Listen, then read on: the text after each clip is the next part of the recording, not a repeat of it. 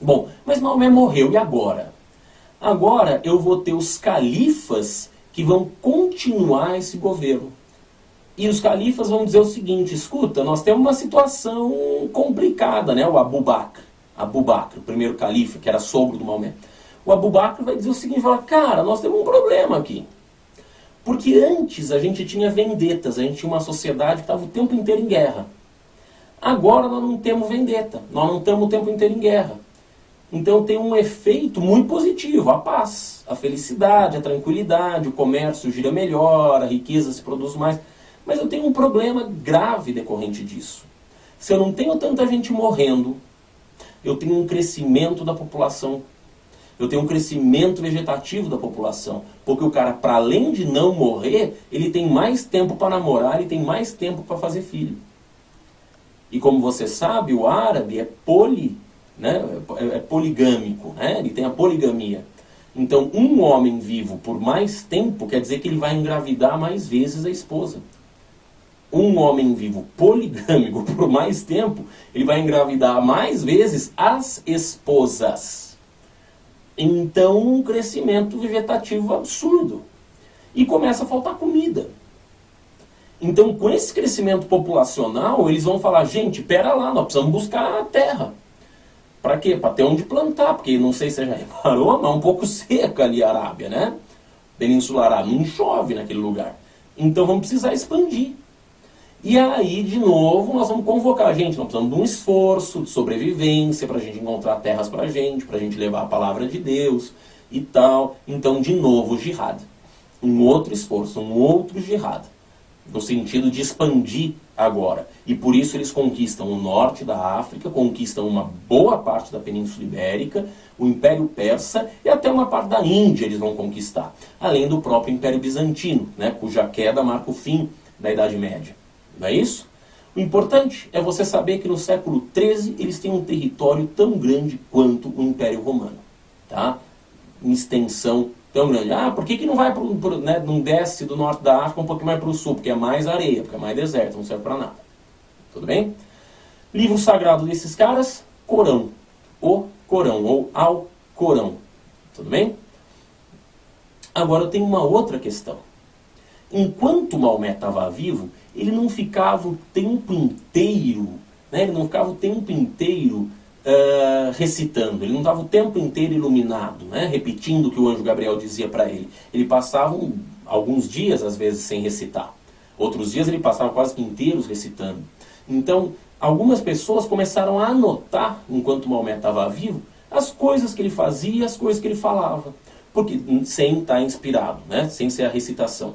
Porque, para essas pessoas, eles veem o seguinte, pô, mas o Maomé é um sujeito que tem que ser seguido, porque Deus o escolheu, isso não é à toa. Então ele tem uma sabedoria, a gente tem que respeitar. E começaram a anotar isso nas chamadas sunas.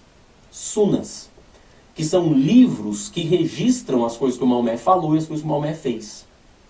Quando o Maomé morreu, né, lá para o quarto califa, que é um cara que era genro e primo do Maomé, o Ali Abu Talib, nós vamos ter uma divisão dentro do islamismo.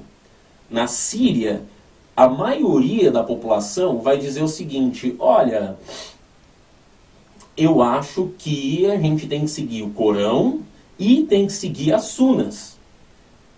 Tudo bem? Então são dois livros de referência, Sunas e Corão.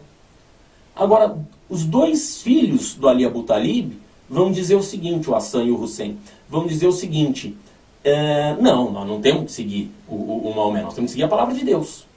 A palavra de Deus está só no Corão. Está só no Corão. Então eu não vou seguir o Maomé, porque se Deus quisesse que eu seguisse o Maomé, Deus ia dizer no Corão, siga o Maomé. Mas Deus não disse, então eu não vou. Tudo bem? Tá claro? Então, essa separação marca os sunitas, porque seguem as sunas, e os xiitas, que seguem exclusivamente o Corão. Aí vem uma pergunta que muitas vezes vocês fazem, mas escuta, qual que é o radical? Qual que é o fanático? Qual que é o do mal? Bicho, nenhuma é do mal. Nenhuma é do mal. Nem o sunita, nem o xiita. Nenhum deles é essencialmente do mal. O problema aqui que a gente tem de vez em quando, o cara que é fanático. Mas aí o fanático, tanto o fanático xiita, como o fanático sunita, como o fanático judeu, como o fanático cristão, todos eles podem cometer assassinatos, todos eles podem fazer atos de terrorismo, todos eles podem ser intransigentes. Quer dizer, aí não é uma questão de sunita ou xiita, sacou? Existem grupos radicais cristãos, judeus, sunitas, xiitas. E dentro dos cristãos tem cristão protestante, cristão católico, tudo bem? Então tem vários, né? O problema é o fanatismo. E aí o fanatismo pode estar em qualquer lugar, tá? Pode estar em qualquer lugar. Problema. Tanto Hassan como Hussein vão ser assassinados no deserto de Kerbala, que hoje fica no Iraque, deserto de Kerbala. Quem é Hassan e Hussein? Hassan e Hussein são os xiitas, são os líderes xiitas. Ambos são assassinados e de uma forma absolutamente truculenta, absolutamente violenta. Resultado disso, sunitas e xiitas por muito tempo não vão se gostar. Outro resultado disso, até hoje existe a Assura, que é um ritual lá no deserto de Kerbala, mas também replicado em uma boa parte do mundo muçulmano, em que os xiitas dizem o seguinte: fazei comigo, Senhor. Ou seja, eles vão se flagelar. O cara vai ficar se batendo com espada, vai ficar se cortando com gilete, vai ficar batendo no próprio corpo até ficar uma marca vermelha. Ou seja, qual que é a ideia da Assura?